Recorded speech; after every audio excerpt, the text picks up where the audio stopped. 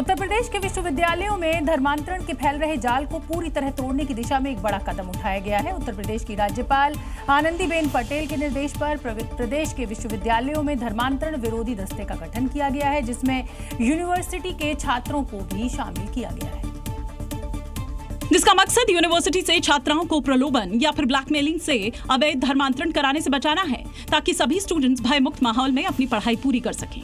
King George medical university में तो धर्मांतरण रोधी दस्ता पूरी तरह से एक्शन में आ चुका है।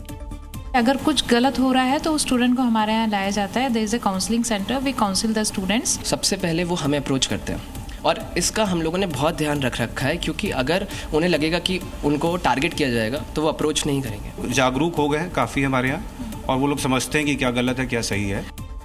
अब सवाल है कि आखिर यूनिवर्सिटीज में धर्मांतरण रोधी दस्ते की क्यों जरूरत आन पड़ी। दरअसल दिसंबर 2025 में केजीएमयू के एक सीनियर डॉक्टर पर कॉलेज की एक छात्रा पर धर्मांतरण के लिए परेशान करने का आरोप लगा था। इसके बाद से धर्मांतरण रोधी दस्ते की मांग हो रही थी। धर्मांतरण रोधी दस्ता शिकायतकर्ता की पहचान पूरी तरह से गोपनीय रखता है।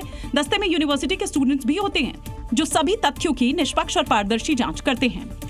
मॉनसून की बारिश ने नए नवेले कानपुर लखनऊ एक्सप्रेस की निर्माण गुणवत्ता की पोल खोलकर रख दी है। एक्सप्रेसवे पर कई जगहों पर धंसने के मामले सामने आ रहे हैं। हालत यह है कि बारिश में दोनों तरफ की लेन उखड़ गई है।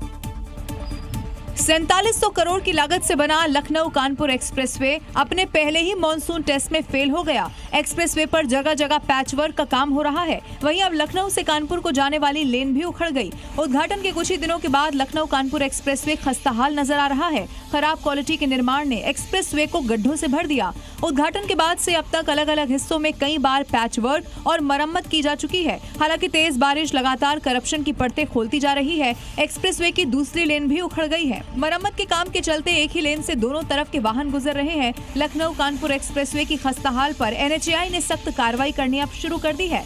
टोल फ्री करने के साथ निर्माण करने वाली कंपनी को नॉन परफॉर्मर घोषित करने की सिफारिश की गई। पंजाब में विधानसभा चुनाव से पहले कांग्रेस में जारी अंदरूनी खींचतान के बीच कांग्रेस नेता राहुल गांधी ने कैप्टन अमरिंदर सिंह की चर्चा करके पंजाब की सियासत में कयासों का बाजार जरूर गर्म करवा दिया है। सोशल मीडिया पर एक इंटरैक्टिव सेशन के दौरान राहुल गांधी से जब पूछा गया कि बीजेपी का कौन सा नेता उनका फेवरेट है, तो उन्होंने कैप्टन अमरिंदर को अपना पसंदीदा नेता कह रही है। राहुल गांधी ने कैप्टन की चर्चा उस वक्त की जब उनके लिए एक सवाल आया कि बीजेपी का कौन सा नेता आपको पसंद है। Captain Amrinder Singh, definitely. I get along with him. He's cool. And he's an expert on military history. So I like him quite a lot. Hello, Uncle Amrinder. Punjab के पूर्व सीएम कैप्टन अमरिंदर सिंह इस वक्त बीजेपी में हैं, लेकिन कभी कांग्रेस और पंजाब के बड़े दिग्गज हुआ करते थे। राहुल ने ऐसे वक्त में कैप्टन का नाम लिया जब पंजाब में कांग्रेस गुटों में बटी है। और बीते दिन लुधियाना में एक कार्यक्रम में पंजाब प्रभारी भूपेश बघेल के विरोध में बघेल गो बैक लिखी टी-शर्ट पहनकर नारेबाजी तक हुई। इधर कैप्टन भी बीजेपी में हाशिए पर नजर आ रहे हैं और कांग्रेस को मिस करने की बात कह चुके हैं। माना जा रहा है कि कहीं ये राहुल की तरफ से घर वापसी के इनविटेशन का इशारा तो नहीं।